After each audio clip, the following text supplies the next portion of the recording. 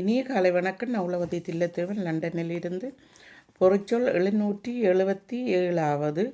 குன்று. குன்று குன்றுகள் தோறும் முருகக்கடவுள் குடியிருக்கிறார். அதாவது இந்தியாவில் ஒவ்வொரு மலைகளில் பழனி மலை, அதே போல் கோவிச்சு கொண்டு போய்த்தான் பழனி மலையில் வீட்டிருந்தார். குன்றுகள் ஊரும் குடியிருக்கும் முருகக்கடவுள் எங்களுடைய கடவுள் ஆவர். குன்று என்ற சிறு மலைகளை போல இருப்பதையும் சிறு குன்றுகளையும் குன்று என்று சொல்வார்கள். நாங்கள் குன்றுகளில் ஏறி விளையாடுவது வழக்கம். சில காணிகள் முன்னுக்கு பள்ளமாக இருக்கும், பின்னாலே உயர்ந்து மேடாக இருக்கும். அதனை குன்று என்று சொல்வார்கள். அதில் மரங்கள் அவை எல்லாம் நிற்கும். கொய்யா மரங்கள் எல்லாம் இருந்தது எங்கள் வீட்டில், பனை மரங்கள் எல்லாம். அப்போது இந்த கொய்யாப்பழம் ஆய்வதற்காக அந்த பின்னுக்கு பத்தியாயம் இருக்கும் போய் தடவி கொய்யாப்பழம் ஆய்வது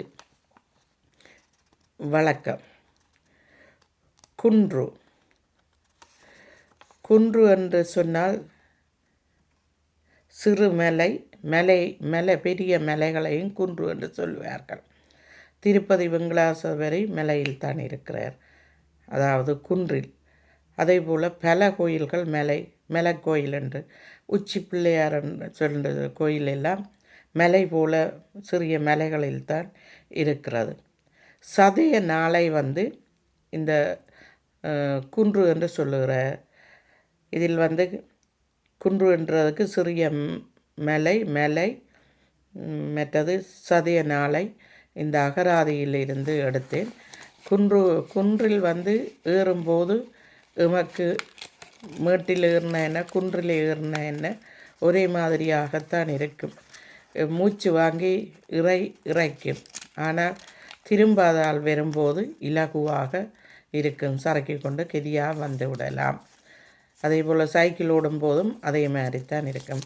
நன்றி, வணக்கம். குன்று.